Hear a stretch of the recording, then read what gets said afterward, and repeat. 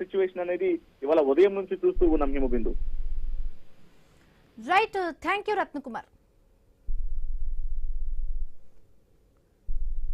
ఇక Kanchanbagh police station నుంచి RS Praveen Kumar మీడియాతో మాట్లాడుతున్నా. ఇప్పుడు లైవ్ చూద్దాం.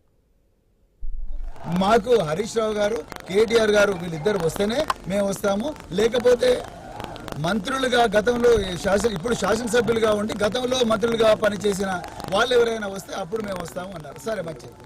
మరి దాని తర్వాత మరి ఇంకొక మాట కూడా అన్నారు. ఓకే, మేము పొద్దున 11 గంటలకు గన్ పార్క్ వస్తాము, ఆ గన్ పార్క్ మీ హరీష్ రావు లేకపోతే కేటీఆర్ వీళ్ళు వస్తే మేము రెడీగా ఉన్నామన్నారు.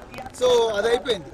అది కాకపోతే ఏమన్నారు, ఒకవేళ హరీష్ రావు గారు వస్తే మేము సోమాజ్ కూడా ప్రెస్ క్లబ్ కూడా రావడం సిద్ధమే అన్నారు. అంత బాగుంది.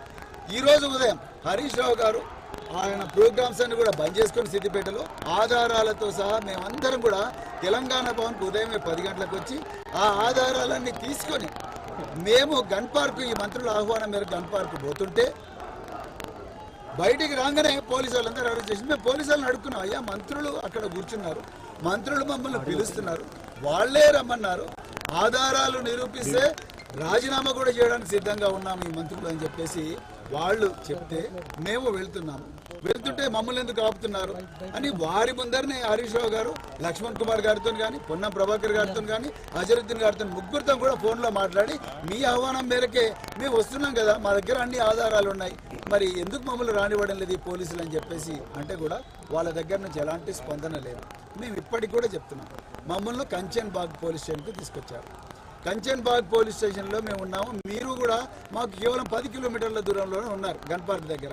మీరు గన్ పార్క్ దగ్గర నిలబడి బుట్టి చేతులతోని డ్రామాలు చేసే బదులు మీ దగ్గర ఏమైనా ఆధారాలు ఉంటే మేమందరం ఇక్కడే ఉన్నాము, ఆ ఆధారాలు తీసుకొని కంచన్బాగ్ స్టేషన్కి రండి, మేము ఎక్కడికి పోము. మీలాగా పిరికి పందలం కాదు, దొడ్డిదారిన పోయేటోళ్ళం కాదు, పోలీసులను అడ్డం పెట్టి డ్రామా ఆడాల్సిన అవసరం లేదు. మేము పోలీసు కస్టడీలోనే ఉన్నాం.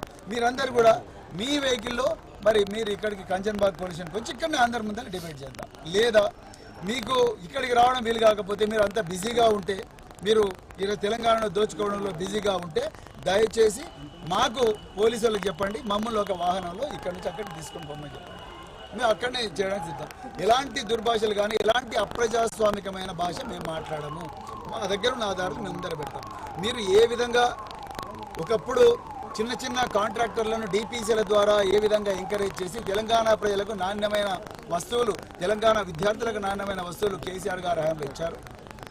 ఈరోజు దాన్ని ఉల్లంఘించి ప్రాజెక్టు మానిటరింగ్ యూనిట్ అని చెప్పేసి సంక్షేమ శాఖల మంత్రులను కాదని రేవంత్ రెడ్డి గారే సొంతంగా ఒక జీవో నెంబర్ 17 తయారు చేసుకొని పొన్నం ప్రభాకర్ గారికి ఫైల్ పోలేదు, అదేవిధంగా ట్రైబల్ వెల్ఫేర్ సెక్రటరీకి పోలేదు, బీసీ వెల్ఫేర్ సెక్రటరీకి పోలేదు, మైనారిటీ సెక్రటరీకి పోలేదు, డైరెక్ట్గా ముఖ్యమంత్రి చీకటి జీవో ఒకటి తయారు చేసుకొని ఆయన అనుంగని ఎవరైతే ఉన్నారో వాళ్ళందరికీ, ముఖ్యంగా గుజరాత్లో ఉండే మఫత్లాలు, బాంబేలో ఉండే సేట్లు, ఢిల్లీలో ఉండే సేట్లకు ఈ తెలంగాణ ప్రజలకు రావాల్సిన ఆస్తిని అంతా కూడా వాళ్ళకు దారాదత్తం చేశారు. మా దగ్గర ఆధారాలు ఉన్నాయి.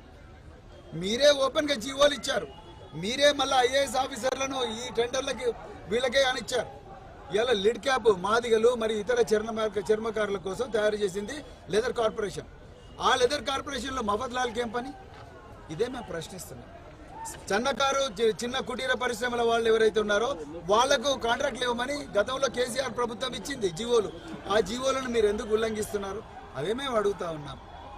అదేవిధంగా మీరు అన్ని కాంట్రాక్టులు ఒకటే దగ్గరికి తీసుకొచ్చి తెలంగాణ బిడ్డలు ఎవరు కూడా ఈ కాంట్రాక్టుల్లో పార్టిసిపేట్ చేయకుండా తెలంగాణ బిడ్డలందరూ కూడా రోడ్డు మీద అడుక్కునే విధంగా మీరు ప్రాజెక్టు మానిటరింగ్ యూనిట్ ఎందుకు పెట్టిండ్రు? మీరు చేవెళ్లలో ఎస్సీ ఎస్టీలకు 30% ఇస్తామన్నారు, అదేవిధంగా కామారెడ్డిలో బీసీలకు 40% కాంట్రాక్టులు ఇస్తామన్నారు. మరి మీ ప్రాజెక్టు మానిటరింగ్ యూనిట్లో ఈ వర్గాలకు ఎందుకు జీవోలు ఇవ్వలేదు? ఈ వర్గాలకు ఎందుకు కోటా ఇవ్వలేదు? ఇదే మేము అడుగుతా ఉన్నాం. దీని మీద మా దగ్గర స్పష్టమైన ఆధారాలు ఉన్నాయి. అవన్నీ కూడా మాకు ఆధారాలు చూపించామని మీరు ఎక్కడికి రమ్మంటే అక్కడికి వచ్చినాం కదా, మరి మీరు ఎందుకు మమ్మల్ని అరెస్ట్ చేశారు? ఇప్పుడు కూడా చెప్తున్నాం, మేము ఇక్కడే ఉంటాం.